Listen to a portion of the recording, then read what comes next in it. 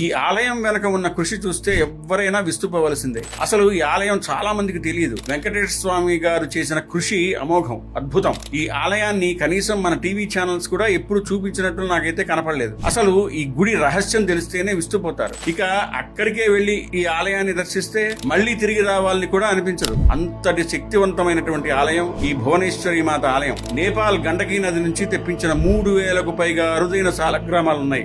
గండకీ నదిలో శిలని తప్పించి వెంకటేశ్వర స్వామిని చేయించారు. 20 అడుగుల భారీ ఏకశిలా మూర్తి, 15 అడుగుల ఆంజనేయ స్వామి, 64 చతుషష్ఠి యోగినీలు. లలితా సహస్రనామంలో చెప్పినట్టుగా మొత్తం 24 భారీ దేవతా మూర్తులున్నారు. 20 అడుగుల ఏకశిల అనంత పద్మనాభ స్వామి, 32 అడుగుల ఆంజనేయ స్వామి ఏకశిలా విగ్రహం. ఈ విగ్రహం బరువేంతో తెలిస్తే షాక్ అవ్వాల్సిందే. 272 టన్నుల బరువు, అంటే అక్షరాల 2,72,000 కిలోలన్నమాట. మీరు ఊహించగలరా అసలు? ఇంతేకాదు, ఏకశిలలతో శిల్పులు అక్కడే తయారు చేసిన ఎన్నో దేవతా మూర్తులు ప్రతిష్ఠించబడ్డాయి. ఒక భారీ స్ఫటికలింగం కూడా ఉంది. ముఖ్య విశేషం ఏంటంటే 13 అడుగుల ఎత్తు శిలా గర్భగుడి చక్రం మహామేరు ఉంది. ఇంతవరకు ఇలాంటి మేరు ఎక్కడా లేదు. దశమహావిద్యలు, తిథి దేవతలు, అష్టలక్ష్ములు ఒరిస్సాలో తయారై వస్తున్నాయి. పని జరుగుతోంది. ఆలయంలో హోమం చేసినప్పుడు ఆయా హోమ దేవతలు అగ్నిలో సాక్షాత్కరించారు. మీరు ఫోటోలో చూడొచ్చు. ఇంకొక విశేషం ఏమిటంటే, ఉత్తరాయణ దక్షిణాయన పుణ్యకాలంలో సూర్యుడు అస్తమించినప్పుడు గోపురం ద్వారా